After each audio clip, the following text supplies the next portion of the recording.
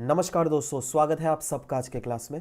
दोस्तों, आज का क्लास का हमारा टॉपिक ऑफ डिस्कशन है green revolution and it's socio economic and ecological impacts. मतलब ग्रीन रिवॉल्यूशन के बारे में तो पढ़ेंगे ही, दैट ग्रीन रिवॉल्यूशन है क्या, कैसे उसको लाया गया, ठीक है, और भी उसके A to Z सब कुछ अबाउट ग्रीन रिवॉल्यूशन, है ना। और ये थोड़ा डेप्थ में हम लोग पढ़ने वाले हैं, ऑलराइट।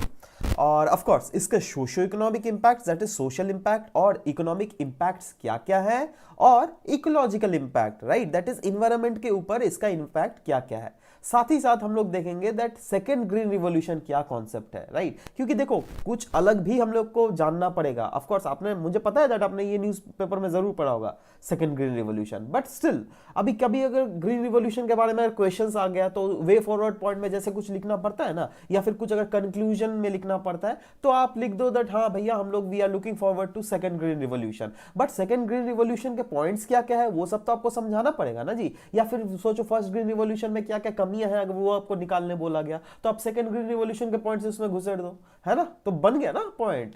तो यही इसीलिए, ठीक है। तो चलो शुरुआत करते हैं। ग्रीन रिवॉल्यूशन है क्या, था क्या ग्रीन रिवॉल्यूशन।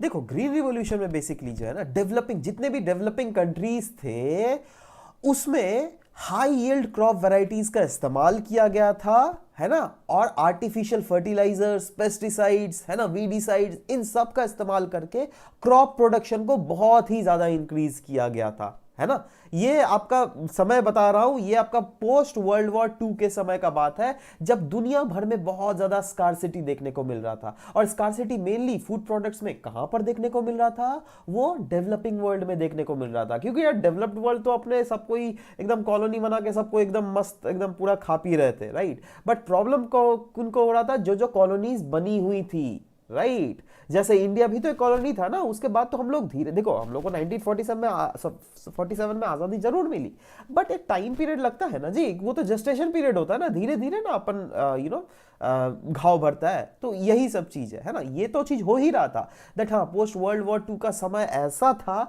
जब दुनिया भर में कहीं ना कहीं देखा जा रहा था दैट फूड का स्कार्सिटी हो रहा है, राइट, स्पेसिफिकली आपका जाके डेवलपिंग वर्ल्ड में, है ना। और दूसरा बात यह है दैट पॉपुलेशन बहुत तगड़े तरीके से इंक्रीज कर रहा था, है ना। इसीलिए जितने भी डेवलपिंग कंट्रीज है, मैक्सिमम डेवलपिंग कंट्रीज में जो है यूज किया जाने लगा high yield varieties crops, pesticides, agriculture active, और भी बहुत सारे एग्रीकल्चर इंप्लीमेंट्स जैसे आर्टिफिशियल फर्टिलाइजर्स ले लो, वीडिसाइड्स, है ना, इन सब का इस्तेमाल किया जाने लगा, इरिगेशन फैसिलिटीज का इस्तेमाल किया जाने लगा, जिससे ओवरऑल उन डेवलपिंग वर्ल्ड्स में जो है क्रॉप का प्रोडक्शन को ज्यादा से ज्यादा इंक्रीज किया जा सके, ठीक है। वैसे अगर ये टर्म देख लोगे ग्रीन रिवॉल्यूशन, ये सबसे पहले कॉइन किया गया था 1968 में विलियम गॉड जी के द्वारा। अब ये विलियम गॉड जी तो थे ना, ये डायरेक्टर थे यूसैइड के, USAID, जिसको हम लोग फुल फॉर्म है United states agency for international development, ठीक है। तो इनके यह डायरेक्टर थे, है ना, और इन्होंने यह टर्म को बेसिकली कॉइन किया था वर्ल्ड वाइड, ठीक है, जहां पर ग्लोबल एग्रीकल्चर को जो है ना काफी चीजों से ऑगमेंट किया गया। ऑगमेंट इन द सेंस क्या, पहले जो एग्रीकल्चर किया जाता था वो काफी ज्यादा ट्रेडिशनल वे में किया जाता था, राइट। बट जब से ग्रीन रिवॉल्यूशन आया ना, तब से जो एग्रीकल्चर में काफी ज्यादा इंप्रूवमेंट की जाने लगी। जैसे पहले जो है पुराने वैरायटीज ऑफ चावल इस्तेमाल किए जाने लग रहे थे, बट अभी क्या होने लगा, high yield varieties of seeds का इस्तेमाल किया जाने लगा। और ये हाई यील्ड वैरायटी सीड्स वैसे सीड्स थे जिनका लाइफ साइकिल शॉर्ट था। जैसे पुराने अगर आप सीड्स इस्तेमाल कर रहे होगे तो शायद वो सीड जो है ना 2 महीना लगेगा आपको एक्चुअली में उससे पेड़ निकलने में, मैं एक एग्जांपल ले रहा हूं, ठीक है। बट ये सब जो है ना, क्योंकि शॉर्टर लाइफ साइकिल है, तो ये शायद 10 दिन में ही आपका पेड़ आ जाएगा, निकल जाएगा पेड़ का, ठीक है। तो ये चीज है ना। यही नहीं, आपका जो पहले में जो है ना, आपका जाके इरिगेशन वाटर भी शायद ज्यादा नहीं लगता था, बट यहां पे लेकिन एक चीज है, हाई यील्ड वैरायटी सीड्स अगर इस्तेमाल करोगे तो आपको इरिगेशन वाटर लेकिन ज्यादा देना पड़ेगा, है ना। बट साथ ही साथ ये इजी टू अडॉप्ट था, दैट इज इसमें कोई झंझट नहीं था। जैसे कोई आपको नया टेक्नोलॉजी, जैसे आपको कोई मोबाइल इस्तेमाल कर रहे हो, राइट, आपको अगर एंड्रॉइड मोबाइल इस्तेमाल कर रहे हो, अचानक से आपको आईफोन दे दिया जाए ना, तो आपको चेंज दिखेगा, अरे यार ये क्या हुआ, ये सब कुछ फीचर चेंज हो गया, है ना। बट वही चीज अगर वैसे ही ना, दैट इंसान को अगर कोई नया चीज दे देता तो बहुत चेंज हो जाता है। बट यहां पर भी थोड़ा मोड़ा चेंज जरूर था, जैसे थोड़ा ज्यादा इरिगेटेड वाटर लग रहा था, थोड़ा ज्यादा आपका फर्टिलाइजर लग रहा होगा, वीडिसाइड, पेस्टिसाइड्स, ये सब जरूर लग रहा होगा। बट नॉर्मली ऐसा कोई अलग सा टेक्निक नहीं था दैट हाँ भैया ये बीज बोने का टेक्निक ही अलग है ना, ऐसा नहीं होता था। अब ये सब ये सब किन के द्वारा अडॉप्ट किया जा रहा था? किसानों के द्वारा। अब किसानों तो वैसे ही पढ़े लिखे नहीं होते, इसीलिए ना किसान बनते हैं जी ज़्यादातर। अब अगेन इसको आप वो भावनाओं में मत बह जाइए, है ना, मतलब मैं जनरलाइज बोल रहा हूँ दैट किसान लोग जो है ज़्यादातर वैसे पढ़े लिखे नहीं होते हैं, है ना।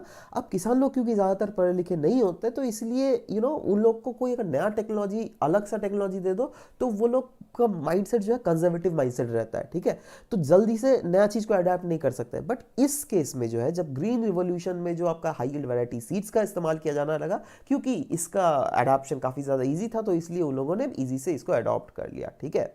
अच्छा, और नया सीड्स जो है ना, they are less resistant to droughts and floods. जी हाँ दोस्तों, ये लेकिन एक चीज़ था दैट ड्रॉट और फ्लड से जो पुराने वैराइटीज ऑफ सीड्स थे वो लोग तो ज़्यादा रेजिस्टेंट थे, बट ये सब जो था ना थोड़ा लेस रेजिस्टेंट था।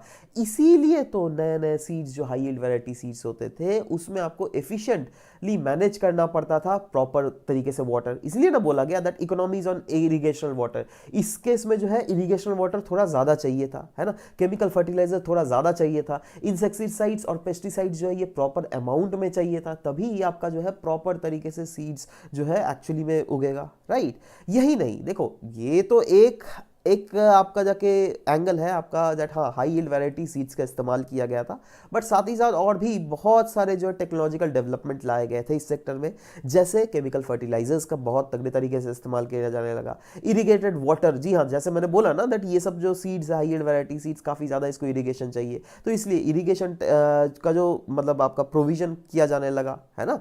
मल्टीपल क्रॉपिंग किया, पहले क्या होता था दैट सिंगल क्रॉपिंग ही किया जाता था, बट अभी जो है किसान जो है एक ही सीजन में 2 क्रॉप्स उगाए जाने लगे, क्योंकि जैसे मैंने बोला ना ये शॉर्टर लाइफ साइकिल है भैया। शॉर्टर लाइफ साइकिल मतलब जल्दी से ये पेड़ उगकर आपका फल दे देगा, है ना, तो जल्दी से अगर दे देगा तो ऑफकोर्स बाकी जो टाइम पीरियड बचेगा ना वहां पर आप कोई दूसरा भी फसल उगा सकते हो। उसीलिए तो बोला गया दैट ये सब जो है मल्टीपल क्रॉपिंग किया जाने लगा उसके बाद से।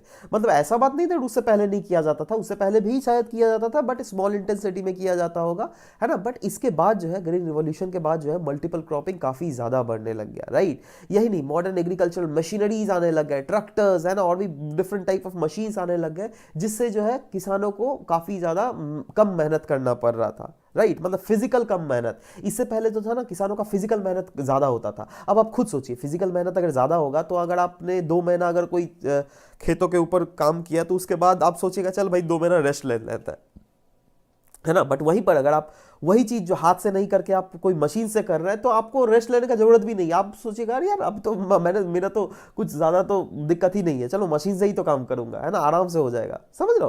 तो you can take risk for that, right. यही नहीं, क्रेडिट फैसिलिटीज भी मुहैया करवाया जाने लगा सरकार के द्वारा। एग्रीकल्चर सेक्टर में रिसर्च कैरी आउट किए गए थे। बहुत देश जो है जैसे इंडिया में भी, है ना, ज़्यादा अमाउंट में वैसे रिसर्च नहीं कैरी आउट किया जा रहा था, बट जितना भी अमाउंट में किया जा रहा था किया तो जा रहा था भाई, है ना। डिफरेंट प्लांट्स के प्रोटेक्शंस के लिए वेरियस रिसर्च एक्टिविटीज किए जाने लगे। रूरल रीजन्स में इलेक्ट्रिसिटी पहुंचाया जाने लगा, क्योंकि अगेन इलेक्ट्रिसिटी पहुंचाया जाएगा उस तभी ना अंडरग्राउंड वाटर निकालेगा, है ना, तभी ना इरिगेटेड वाटर को पहुंचाया जा सकता है हाई यील्ड वैरायटी सीड्स तक, है ना। यही नहीं, soil testing and soil conservation के रिलेटेड भी रिस्पेक्टिव गवर्नमेंट्स बहुत ही ज़्यादा एक्शंस लेना स्टार्ट कर दी थी, है ना। और ये डिफरेंट जो आपका जाके डेवलपिंग कंट्रीज है जहाँ जहाँ भी ग्रीन रिवॉल्यूशन आया था वहीं पर ये सब चीज़ें चल रही थी ना। सवाल ये भी होता है दैट ठीक है हम लोगों ने तो क्या क्या चीज़ें इस्तेमाल किया वो तो समझ गए, बट किन किन मेथड्स के द्वारा ग्रीन रिवॉल्यूशन को लाया गया था। तो अगेन कैसे कैसे किया गया था, डबल या फिर मल्टीपल क्रॉपिंग। जैसे मैंने बोला ना that high yield variety seeds है जिसका जो लाइफ साइकिल है वो काफी ज्यादा शॉर्ट है, मतलब जल्दी से उग जाएगा, है ना। जल्दी से अगर उग जाएगा तो एक बहुत सारा आपको टाइम पीरियड मिल जाएगा और भी दूसरा फसल उगाने में, या फिर दूसरा टाइप ऑफ क्रॉप उगा रहे हो, ठीक है। मतलब एक ही सीजन में अगर आप 2 क्रॉप उगा रहे हो तो क्या है वो मल्टीपल क्रॉपिंग सिस्टम ही तो है ना। सीड्स जो यूज किए जाने लगे वो सुपीरियर जेनेटिक्स के इस्तेमाल किए जाने लगे, ठीक है, बेटर, जिससे बेटर क्वालिटी। जैसे सोचो कोई एक सीड है, राइट, कोई एक दूसरा सीड है, इस सीड में कोई एक डिफेक्ट है, इस सीड्स में कोई दूसरा वाला डिफेक्ट है, राइट। तो इसके डिफेक्टिव पार्ट को हटा के जो है दोनों को जो है बेसिकली आपका जाके सुपीरियर जेनेटिक्स बना दिया गया दोनों को मिलाकर, है ना। और वो हाई यील्ड वैरायटी सीड्स का इस्तेमाल किया जाने लगा, जिसमें इरिगेशन फैसिलिटीज भी प्रॉपर इंश्योर किया गया दैट हर सीजन में जिससे पानी अवेलेबल हो सके, ठीक है। क्योंकि अभी वैसे सीड्स आ गए थे जो क्या हर सीजन में ऑप्टिमम लेवल ऑफ प्रोड्यूस दे रहे थे, राइट। तो ऑफकोर्स यार पानी भी तो चाहिए ना, प्रॉपर इरिगेशन सिस्टम भी तो चाहिए, है। यही नहीं, पेस्टिसाइड्स और फर्टिलाइजर्स भी चाहिए और वो भी प्रॉपर तरीके से इस्तेमाल किया जाने लगा। मॉडर्न मशीनरीज में ट्रैक्टर, हार्वेस्टर्स, थ्रैशर्स, इन सब का इस्तेमाल किया जाने लगा और कहीं ना कहीं फार्मिंग एरिया भी धीरे धीरे एक्सपैंड होने लगे। समझ रहे हो? तो ये सारे मेथड्स यूज किए जाने लगे ग्रीन रिवॉल्यूशन में। नाउ सवाल ये होता है, ठीक है ये सब तो हम लोगों ने मेथड जरूर यूज किया, बट इसके क्या इंपैक्ट क्या हुए? ग्रीन रिवॉल्यूशन से क्या कुछ हुआ फायदा? जी हाँ, बहुत ज्यादा हुआ यार। फार्मर्स को, फार्मिंग कम्युनिटी को बहुत ही ज्यादा फायदा मिला। जैसे प्रोडक्शन इंक्रीज हो गई। जी हाँ, पहले जितना प्रोड्यूस हो रहा था उससे बहुत ही ज्यादा प्रोडक्शन होने लगा, मतलब रॉकेट हाई, बहुत ही तगड़े तरीके से प्रोडक्शन होने लगा ठीक है। ठीक है, 1970s के बाद अगर देख लीजिएगा इंडिया में, जब ये ग्रीन रिवॉल्यूशन आया था उसके बाद देखिएगा आप, व्हीट का ले लो, राइस का प्रोडक्शन देख लो, एकदम स्काई रॉकेटेड प्रोडक्शन होने लगे। यही नहीं, और भी एक चीज है दैट फार्मिंग जो है ना ये कैपिटलिस्टिक हो गया, क्योंकि लोगों को पता चल गया दैट भैया हाई यील्ड वैरायटी सीड्स अगर इस्तेमाल करोगे तो ज्यादा प्रोड्यूस होगा। अब सोचो आप, वैसे किसान जिनके पास बहुत acres and acres of land है, ऑफ कोर्स वो लोग हाई यील्ड वैरायटी सीड्स का इस्तेमाल करने लगे और ज्यादा से ज्यादा प्रोड्यूस कर रहे हैं। अब ज्यादा से ज्यादा प्रोड्यूस कर रहे हैं तो ज्यादा से ज्यादा चीजें बेचेंगे भी, है ना, ज्यादा से ज्यादा उनको पैसे भी मिलेगा, ज्यादा से ज्यादा अमीर भी होंगे, है ना। तो इसीलिए जो है ना एक पर्टिकुलर सेक्शन ऑफ किसान जो है बहुत ही ज्यादा अमीर होने लगा। क्योंकि अगर आप ग्रीन रिवॉल्यूशन देखिएगा, ये पूरा हमारे देश में अगर देख लीजिएगा, ये पूरा देश में इंप्लीमेंट नहीं किया गया था। ये कुछ कुछ रीजन्स में, जैसे आपका नॉर्थ वेस्टर्न रीजन ऑफ आपका क्या बोलते हैं इंडिया, और दैट इज हरियाणा, पंजाब और वेस्टर्न राजस्थान और कुछ कुछ पार्ट्स ऑफ सदर्न इंडिया में भी इंप्लाई किया गया था, राइट। तो ये सब रीजन्स में प्रॉपरली देखकर इंप्लाई किया गया था, इसीलिए पूरा देश का किसान जो है सिमिलर वे में नहीं बढ़ा, बल्कि कुछ कुछ सेक्शंस ऑफ किसान जो है बहुत ही ज्यादा अमीर हो गए, राइट। तो कहीं ना कहीं हम ये बोल सकते हैं इसका नेगेटिव इंपैक्ट, दैट एक फार्मर के बीच में डिस्पैरिटी भी क्रिएट हो गया। चलो वो सब तो खैर देखेंगे ही, मतलब सोशियो इकोनॉमिक इंपैक्ट और इकोनॉमिक इंपैक्ट जब देखेंगे ना तो ऑटोमेटिकली सब कुछ पढ़ेंगे। Next is effect on rural employment. जी हाँ दोस्तों, रूरल एम्प्लॉयमेंट में बहुत ज्यादा इंपैक्ट होने लगा। दैट इज जहां जहां भी ये ग्रीन रिवॉल्यूशन आया था, जैसे पंजाब ले लो, हरियाणा ले लो, है ना, वेस्टर्न आप उत्तर प्रदेश ले लो, उस रीजन में तो बहुत ज्यादा लेबर का भी डिमांड बढ़ गया, दैट भैया लेबर को लाओ जिससे ज्यादा से ज्यादा काम कर सके, है ना। बट वहीं पर ईस्टर्न इंडिया में लेबर्स क्या हो रहे थे, ईस्टर्न इंडिया से माइग्रेट करके आप नॉर्थ वेस्टर्न इंडिया में भाग रहे थे, समझ रहे हो। तो इंप्लॉयमेंट तो में जो इंपैक्ट तो पड़ा ना, यहाँ पे माइग्रेशन भी हो रहा है, क्लियरली हमें दिख रहा है दैट इस रीजन से माइग्रेट करके किसान लोग इस रीजन में जा रहे हैं, है ना। तो कहीं ना कहीं इसका इंपैक्ट जरूर पड़ा। यही नहीं, फूड ग्रेन्स में जो हम लोग पहले इंपोर्ट करते थे ना डिफरेंट अलग अलग देशों से, वो कहीं ना कहीं रुक गया, क्योंकि हम लोग तो सेल्फ सफिशिएंट अभी बन गए थे, है ना। वो बेसिकली स्टेपल फूड्स क्या है, व्हीट और राइस ही तो है देश का हमारा, उसमें तो प्रोडक्शन बहुत ही ज्यादा स्काई रॉकेटेड भाग गया था, ठीक है। यही नहीं, इंडस्ट्रीज का भी डेवलपमेंट होने लगा, बहुत सारे अलग अलग इंडस्ट्रीज आने लगे जो कि इन फूड्स को प्रोसेस करने लगे धीरे धीरे, राइट। क्योंकि ऑफ कोर्स अगर आपके पास फूड प्रोडक्ट ज्यादा होगा, रॉ मटेरियल ज्यादा होगा, तभी ना इंडस्ट्री बैठेगा जी, है ना। तो रॉ मटेरियल तो मिल ही रहा था, इसलिए धीरे धीरे जो है डिफरेंट फूड रिलेटेड इंडस्ट्रीज भी बैठने लग गए, है ना। यही नहीं, प्राइसेस में भी इंपैक्ट होने लग गया। जी हाँ दोस्तों, पहले जो है प्राइसेस काफ़ी ज़्यादा लोअर थी, बट अभी हाई यील्ड वैरायटी सीड्स क्योंकि ज़्यादा पैसा लग रहा है तो ऑफकोर्स किसान चार्ज भी करेगा ज़्यादा पैसा, है ना। तो थोड़ा प्राइस कहीं ना कहीं हमें बढ़ता हुआ भी दिखा, और इससे क्या हुआ ना दैट इकोनॉमिक ग्रोथ का एक बेस बन गया ये ग्रीन रिवॉल्यूशन। क्योंकि ग्रीन रिवॉल्यूशन के बाद वाला जो फेज था आपका जाके एग्रीकल्चर सेक्टर में ग्रोथ का, है ना, तो वो बहुत तगड़े तरीके से बढ़ा, है ना। यही नहीं, इसमें कस्टमर्स को भी इंपैक्ट हुआ। दैट इज कस्टमर्स को पहले क्या होता था, पहले एकदम ट्रेडिशनल वेज ऑफ आपका जाके वैरायटीज मिलता था, बट अभी क्योंकि हाई यील्ड वैरायटीज आने लग गया तो ज्यादा न्यूट्रिशनल वैल्यूज भी एडेड होने लगे, कंज्यूमर भी खुश, बट कंज्यूमर के लिए एक जरूर मुश्किल हो गया था, थोड़ा प्राइसेस जरूर बढ़ गया था, राइट। Effect of planning. जी हाँ, सरकारों ने देखा दैट अरे भैया इस ग्रीन रिवॉल्यूशन को, जैसे अगर पंजाब, हरियाणा, वेस्टर्न यूपी इस रीजन में अगर जैसे हम लोगों ने इंप्लीमेंट किया, जैसे वहां पर प्रॉपर रिजल्ट हुआ, तो उससे एक सरकार को डेटा मिल गया ना। इससे एक सरकार जो है फ्यूचर में कहीं पर अगर कोई एग्रीकल्चर पॉलिसीज बनाती है तो इसी को मध्य नजर ध्यान में रखकर बनाती है, इसीलिए तो सेकंड ग्रीन रिवॉल्यूशन की बातें चलती हैं। चलो वो जब हम लोग पढ़ेंगे तो ऑटोमेटिकली समझ जाएंगे, बट ओवरऑल सरकार का जो प्लानिंग का जो पर्सपेक्टिव था ना, उसको इस ग्रीन रिवॉल्यूशन ने बिल्कुल चेंज करके रख दिया, समझ रहे हो बात। यही नहीं, ट्रेड में भी इंक्रीमेंट हुआ। जी हाँ, पहले क्या होता था दैट हम लोग बाहर से आयात करते थे, इंपोर्ट करते थे, बट अभी हम लोग निर्यात करने लग गए, दैट इज एक्सपोर्ट करने लग गए, है ना।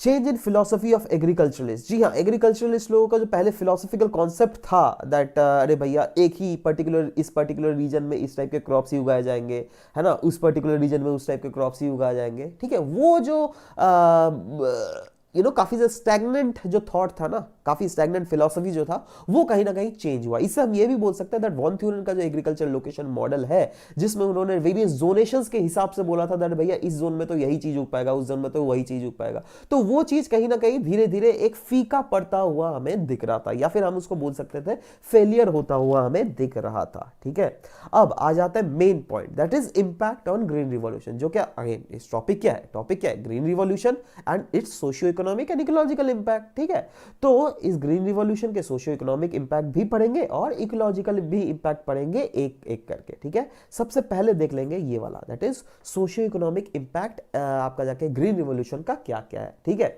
नाउ ध्यान दीजिएगा, सोशियो इकोनॉमिक इंपैक्ट मतलब social impact and economic impact, इस दोनों इंपैक्ट को मिलाकर डिस्कस किया जा रहा है। ठीक है, इसमें क्या क्या है, एक तो देखो प्रोडक्टिविटी और सेल्फ सफिशिएंसी, हमें फूड, हमारे देश हो गया राइट, फूड ग्रेन्स उगाने में, बट साथ ही साथ रूरल सोसाइटी में इनइक्वालिटीज भी एग्जिस्ट हो गया। ये कैसे हुआ, चलो देखते हैं।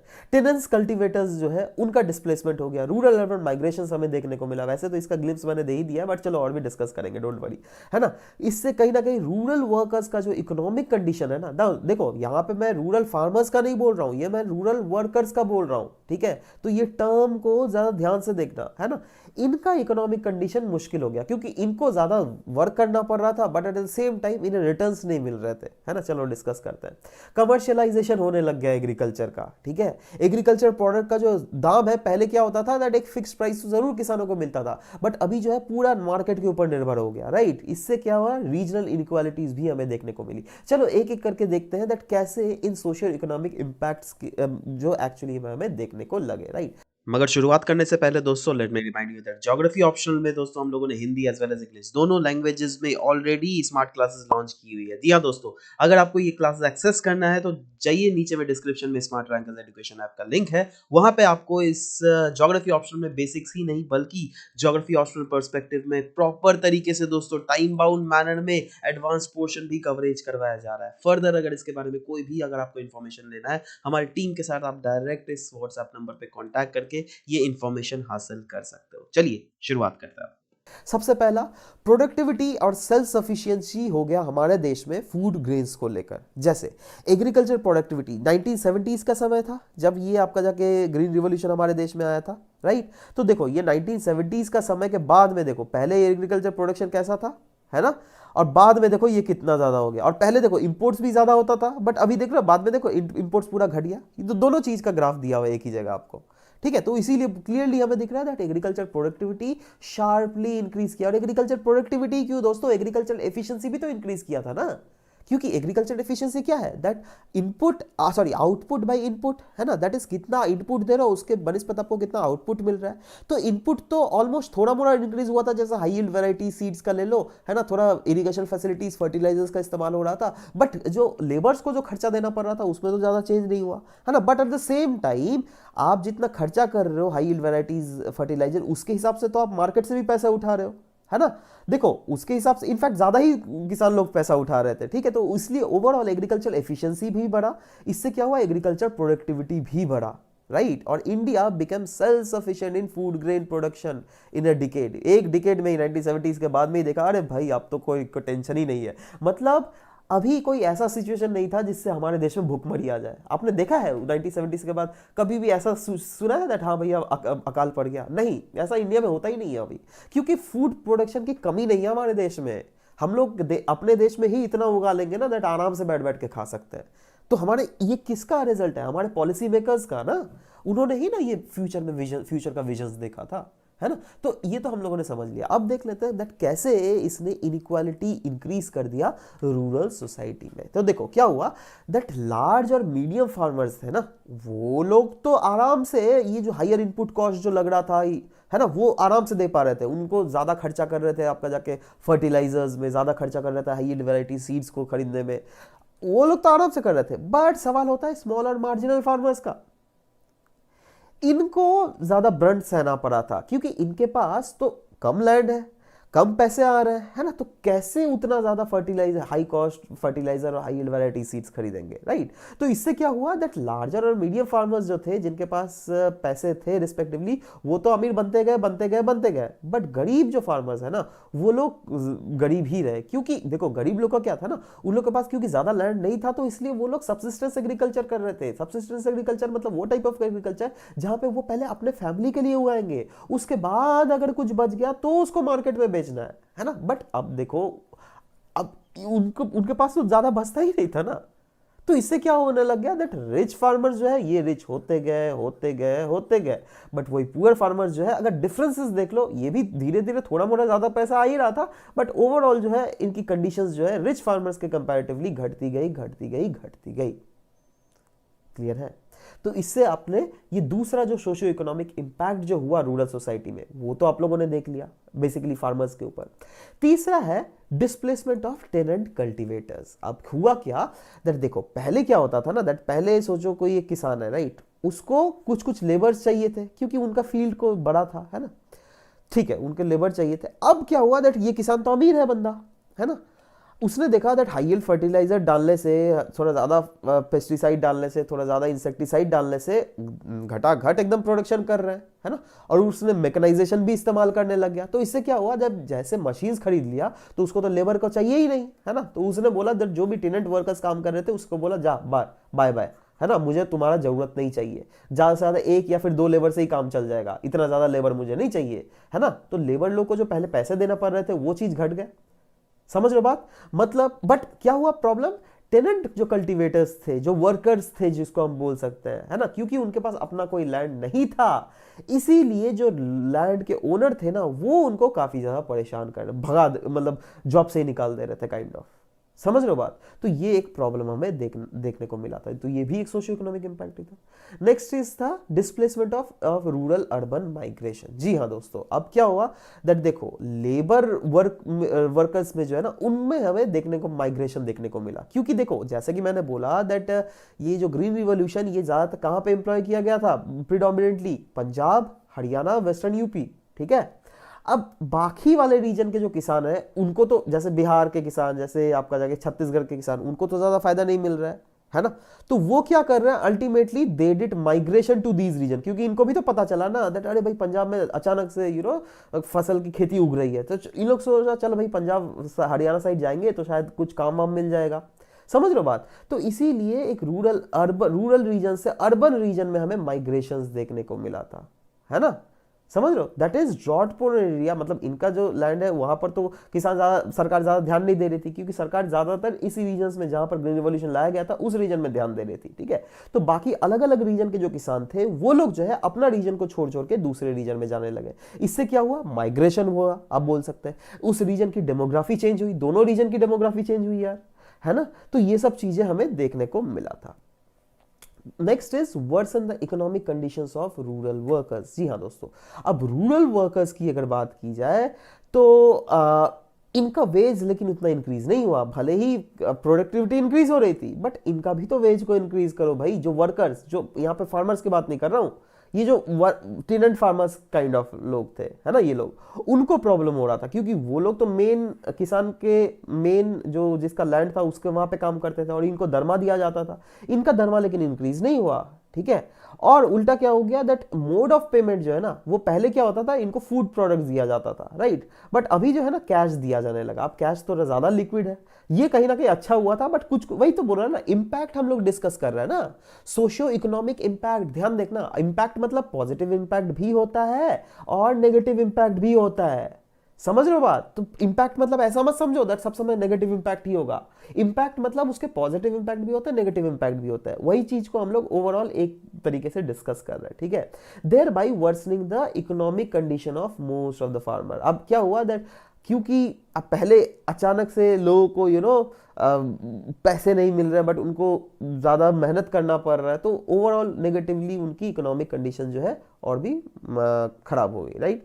Next is commercialisation and dependency on market. अब क्या हुआ दैट देखो, क्रॉपिंग पैटर्न चेंज हो रहा था, है ना, मतलब पहले जो धीरे धीरे फूड क्रॉप से उगाया जा ही रहा था, बट धीरे धीरे जो है ना कैश क्रॉप भी लोग उगाने लग गए, जैसे कॉटन, जैसे बनाना, है ना। इससे क्या होगा था दैट सिंगल क्रॉप की खेती जो है, पहले क्या हो रहा था दैट हाँ धीरे धीरे जो ग्रीन रिवॉल्यूशन आया था तो धीरे धीरे कुछ कुछ जगहों में मिक्स क्रॉप आपका जगह इंटर क्रॉपिंग हो रहा था, ठीक है, ओवरऑल मिक्स क्रॉपिंग भी हमें देखने को मिल रहा था, बट कुछ कुछ जगहों में सिंगल क्रॉपिंग के पैटर्न्स भी बढ़ने लग गए, ठीक है। और सिंगल क्रॉपिंग पैटर्न इसलिए बढ़ने लग गए क्योंकि इन प्रोडक्ट्स का भी मतलब देश भर में डिमांड हमें धीरे धीरे देखने लग गया था, मतलब ओवरऑल धीरे धीरे लेकिन एग्रीकल्चर जो है कमर्शियलाइज हो रहा था, ठीक है। और मार्केट के ऊपर डिपेंडेंसी कहीं ना कहीं बढ़ जा रहा था क्योंकि मार्केट ही अल्टीमेटली डिटरमाइन कर रहा था दैट डिमांड कितना है। अब अगर जितना ज़्यादा डिमांड होगा उतना ज़्यादा प्राइस ज़्यादा बढ़ेगा, बट अगर डिमांड नहीं होगा या फिर डिमांड है बट सप्लाई बहुत डिमांड से भी ज़्यादा है तो प्राइस जो है ऑटोमेटिकली नीचे फॉल कर जाती है। क्लियर है।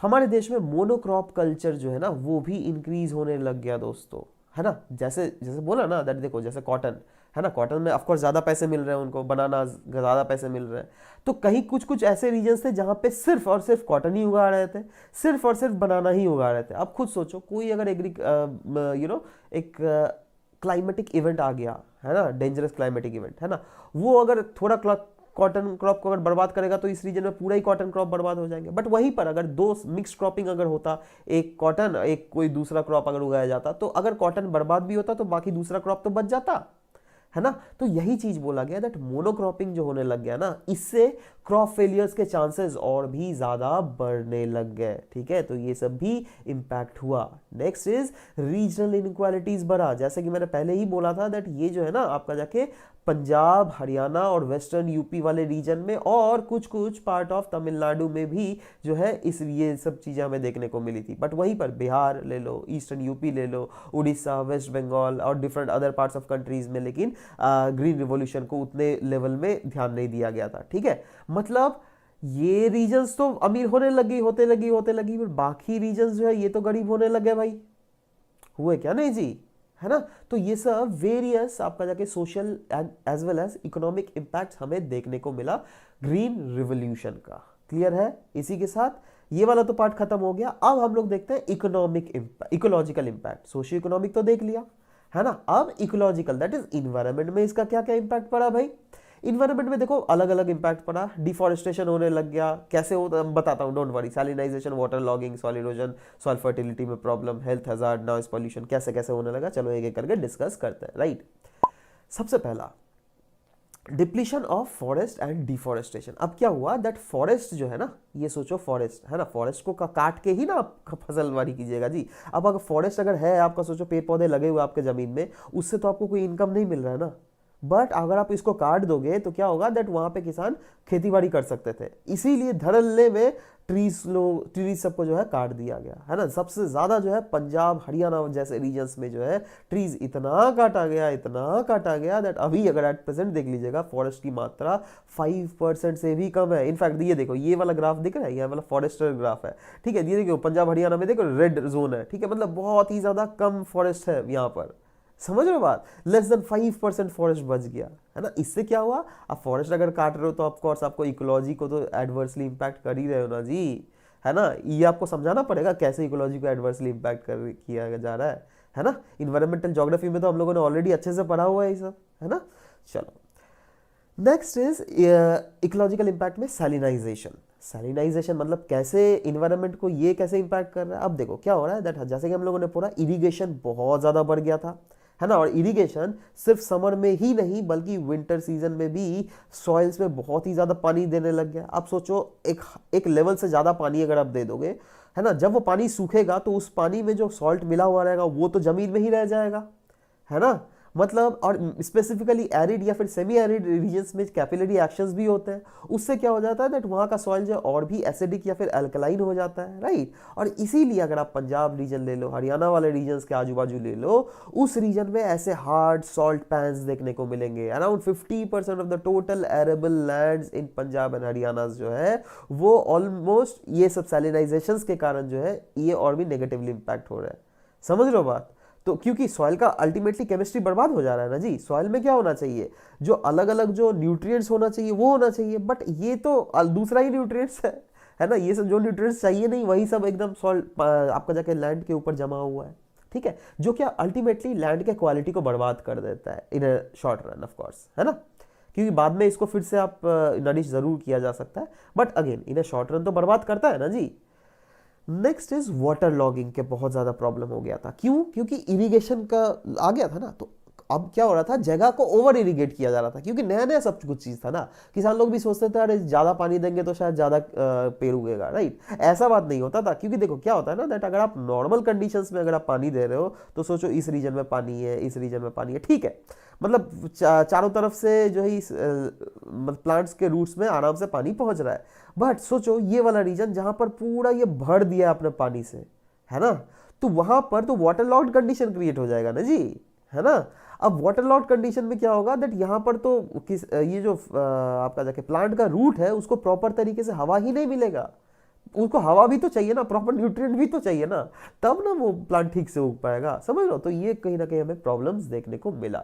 उसके बाद depletion of underground water table. Underground water table अगर देख लीजिएगा, जैसे सोचो कुछ जैसे पंजाब वाले रीजन में, हरियाणा वाले रीजन में, वहां पर क्या हो रहा था, इरिगेशन फैसिलिटीज आने लग गए, पंप इरिगेशन होने लग गया, तो इतना ज्यादा उन्होंने वाटर को एक्सट्रैक्ट किया दैट यहाँ का जो वाटर लेवल है ना नीचे डिक्रीज हो गया, ठीक है, क्योंकि कंटिन्यूअसली वाटर को लिफ्ट आउट किया जा रहा था थ्रू इधर ट्यूबवेल या फिर पंपिंग सेट्स के द्वारा। इसीलिए तो यहाँ पर वाटर लेवल देख रहे हो नीचे नीचे धीरे गया, है ना।